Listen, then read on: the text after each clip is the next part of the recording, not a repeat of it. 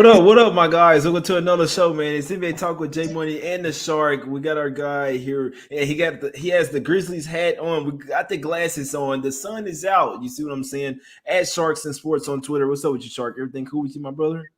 Absolutely taking a breath. March 15th, happy hour hoops. A suddenly not so casual Tuesday afternoon. 4 games on the card today.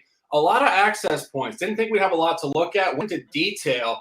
And we have some great points to discuss. Jay Money, his third show of the day. The guy is grinding harder than anybody on the planet. I'm ready to go. Jay Money, lead the way, and let's dominate. Let's get to it, man. It's all business always. Go over here to the streets of Orlando real quick, Shark. We got the Magic here. It's 10.5. You want to buy them on the road here. That's when they've been streaking here, Shark. So it's a Nets or none for me spot. I unfortunately they do have a bigger game on deck. I can't stand it that they play my Mavs tomorrow. So if it wasn't the first game back to back, I'd be all over the Nets here. I still lean that way. You get a revenge spot as well. They lost the last game where they sat everybody. No KD, no Harden. They should be able to smack these guys, Shark. Seth Curry is questionable here. He is a nice little part of their offense, though, but you will have KD and Kyrie, the guys. What you like in this game, or do you like anything? This is a tough game. There's a lot of merge on both sides. This is a very good Brooklyn number. And if we go through this is some intelligent stuff. 4th matchup of the year, so we were data abundant here. Go back to early season. The only game played in Orlando between these two this year. 120-93 Brooklyn, an absolute blowout on a -10. The line came down to 9.5 at home, so that was short. It should have come up to 13. And Brooklyn did not cover a very tight game, of course, back when James Harden was still on the team. Then the third matchup, as you just said, the line plummeted even further down. Brooklyn -5.5, an outright loss, 193, but nobody played. Now you go from 5.5, should go down theoretically on the road to 2.5, comes up to 9.5 at the open, and it speaks to a Brooklyn blowout. However, the Magic have turned a corner at home. They're 5-1 ATS last 6. Their only non-cover was in overtime against the Pacers, which we had correctly. And as you said, Brooklyn tomorrow night, Dallas national game in Barclays. One small point I do think, which is advantageous, showcasing this line. Of course, Kyrie Irving only plays road games, so he will not be in a look-ahead environment. He will be in a look-ahead environment to sitting on the sidelines watching as a fan tomorrow night. Numbers on Brooklyn, a lot of narratives towards the Magic. Free play, I would sprinkle Brooklyn here, though, if I had to. Yeah, I wanted to be on the Nets today. When I was looking ahead, I was like, I'm going to be on the Nets. And then I looked at it, they got the Mavs on deck. I don't like to lay double digits in that situation. But if you're going to take the Nets, where I do think the Nets have a sustained bye here in the future, like I say, KD and the boys coming back, I said it, they could win 5 of their next 6 games. So it's tough for me. Obviously, Seth Curry and Cam Thomas also huge question marks. Magic 4-0 ATS last 4. Suggs is out for this one. It's a tough game for me. I would lean Nets, though. Let's go over here to the streets of Indiana real quick, Shark. Indianapolis, you dig it. Got the Pacers getting 7 at the house. We know that Ja Morant will be out, so if you want to wait till he's officially announced out, he's just doubtful right now, but they even said it since yesterday. He's not going to play in this game. They know that they can win without him here, Shark. Possibly get a better line here. Grizzlies on the way I can look. It's crazy, but I looked at I'm like, okay, maybe they've been smacking up the Pacers. Now they've lost the last 4 to the Pacers, and it's obviously a lot different Pacers teams, but this is a different Grizzlies team as well. The best one that the Pacers will have faced in the past few years.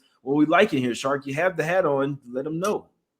I do. On a suddenly not so casual Tuesday, baby Tuesday, March 15, 2022, the first trifecta play I've ever dropped on this show. We're going 3 units. We're going first quarter -2.5, first half -4, and game -7.5, 7 now.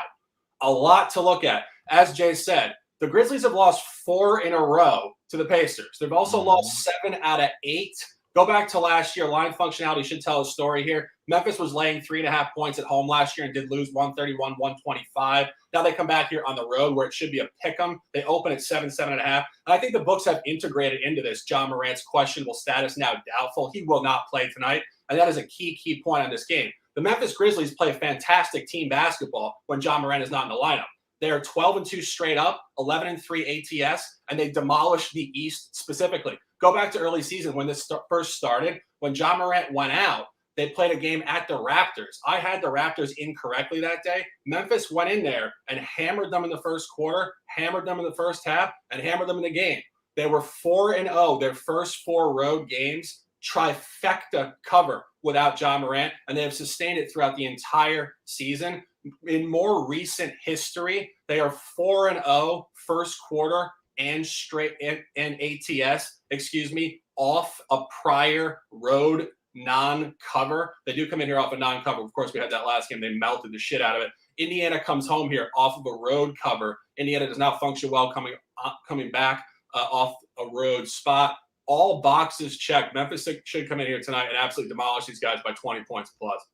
Smack City spot here. Yeah, and the Pacers defense is terrible, man. 27th ranked defense over the last 5 games. We call that barbecue chicken. They don't have enough size to deal with Jaren Jackson Jr. or Steven Adams down low. Tyus Jones with them floaters. He's been playing really nice out there. So it's not like this is the first game all season the Grizzlies have been playing without Ja Morant. They have plenty of experience playing without him. Yeah, I'm gonna sprinkle on the Grizz here in the first half, man. I'm gonna sprinkle a little something. I didn't play anything in the NBA yet, but I'm gonna sprinkle with the Grizzlies in the first half. My guy Shark here. Let's go over here to the streets of Miami here, man. Let's go hit the beach real quick, man. We'll get some shrimps and crabs real quick, man. But you got the Heat here, Shark. They land 13. The Pistons, 10-0 against the spread last 10. Now, Cade Cunningham may not play in this game. He has been a huge part of this ATS streak, so be tough for him to not be out there. And the Heat, I don't want to go against this team.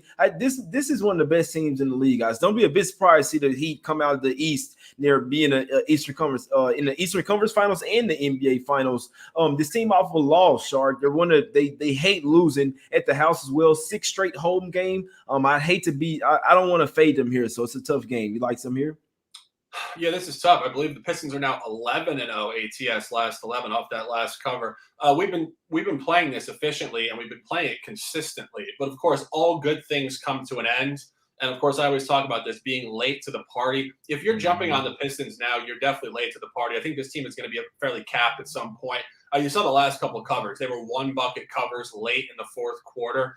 You go back through this matchup, third matchup of the year. First one, 110-102, Miami on a 10 on the road. It came back home 10-12 short, should have been 13, and they did not cover 115-112. So Detroit is 2-0 ATS on the campaign against Miami. Now they come in your third matchup of the year. It comes up from a 12 to a 13.5 off a non-cover. This line is on Miami. I was talking to my man Punch School. Of course, Jay introduced me to this great gentleman in Australia last night about this, and he put me onto a couple points that are really specific here in terms of the actual personnel and on-court management.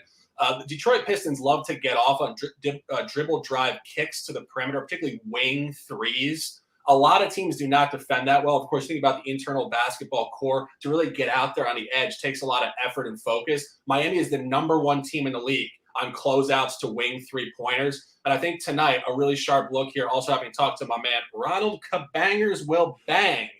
He's talking about the Pistons team total under, I believe, 100.5.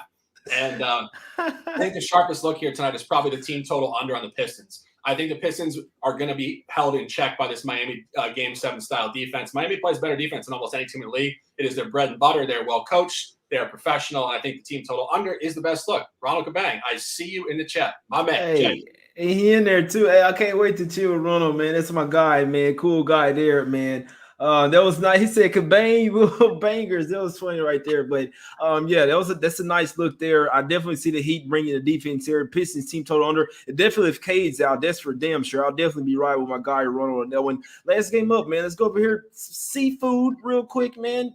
We just came from Miami. Now we're going over here to New Orleans. You got the Pelicans here getting 4.5 points. They did already beat the Suns, right? Shark, man, we was all over that win, man. The Suns were laying 6 at the house. They lost 102-117. Ingram did have 28 points, 7 assists, and McCollum had 32 points and 4 assists in that game. McCollum's coming back. When I was looking at this game last night, I did think that he would be out. You do have the Suns 4-1 ATS, last 4 in New Orleans, so they do like to go down there and ball in New Orleans. Obviously, they usually did have Chris Paul, though, him going back to the spot or whatever. But first game of a back-to-back, maybe they were looking ahead to the Rockets tomorrow, Stark. I'm messing with you, man. But it's a tough game. Another tough one for me, Shark.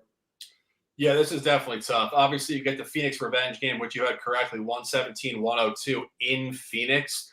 Phoenix has played better on the road in this matchup this year. The first game was a real tight one, 112-100 on a -10 at home cover. came very late in the fourth quarter. The Pelicans melted that one off, and that was in the very beginning of the season, which we talk about all the time. They did start 1-12 on the season. Then it came back to New Orleans. The line actually shortened up. It was Phoenix 10 home, 6 road, and Phoenix did hammer them 123-110, then came back on a short figure, 6.5. Jay had that correctly. Of course, New Orleans did hammer them. Coming here now, line is kind of holding there, 5, 4.5. It's a Phoenix line, but again, we talk about this all the time. When Phoenix covers the short one, are they going to cover the strong one? It's kind of telling you a contaminated story in terms of the line functionality here. It's really tough. CJ McCollum comes back here tonight. Pelicans need games just as much as Phoenix needs to revenge them. Real tough merge spot here on NBA TV here. National game, 8 p.m.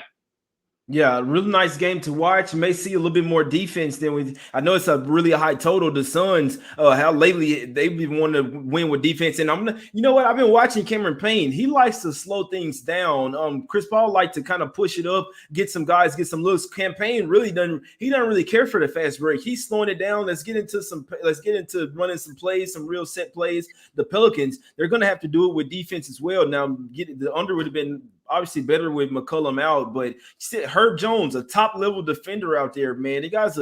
He's my rookie of the year, man. Herb Jones is a baller. He's guarding. Watch him be on Devin Booker tonight. Watch Devin Booker have to try to bait some fouls because Herb Jones going to be all over him. So this one may be a little bit more defensive than we think. Obviously, you got the coach for the Pelicans. He knows the Suns as well. So I'd lean to the under there, man. Let's talk about some shirts real quick. Go email me real quick, NbaTalkWithJay@gmail. If you like some shirts, hit the pre-order, my guys. Y'all know every single day. NbaTalkWithJay@gmail is right there. Hit the pre-order. I get the shirts tomorrow as well, so they'll be going out. I'll have them on as well. But let's get to some free NBA plays, man. As always, Shark. Let's get to some picks. What you liking today?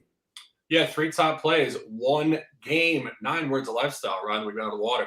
First quarter, Memphis -2.5. First half -4. Game 7.5 down to 7 now. We talked about this before, only a 12-minute show, 4 games. But John Morant goes out of the lineup. The Memphis Grizzlies, Desmond Bane, pride of TCU, Dylan Brooks. I see you, Oregon Ducks. I see my man coaching them out of the Ivy League. They lock the hell in on defense, and they play great team ball. This is a tough spot for Indiana, quadruple revenge game. All boxes checked in this environment tonight. Really great stuff. Pleasure as always, Jay. Close them out and let's dominate.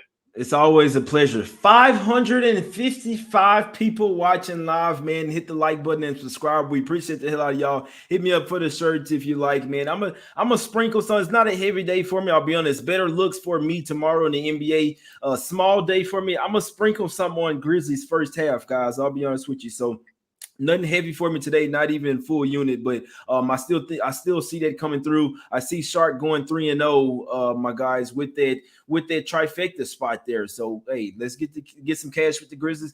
Grind City, man. The Pacers barbecue chicken on defense, man. Let's get some cash. We definitely will be back tomorrow, full card, trying to get some cash. We appreciate everybody for tuning in. Hit the like button, subscribe. Go follow my guy on Twitter @Sharks and Sports. You can follow me as well @JMoneyIsMoney. Let's get some cash. We out.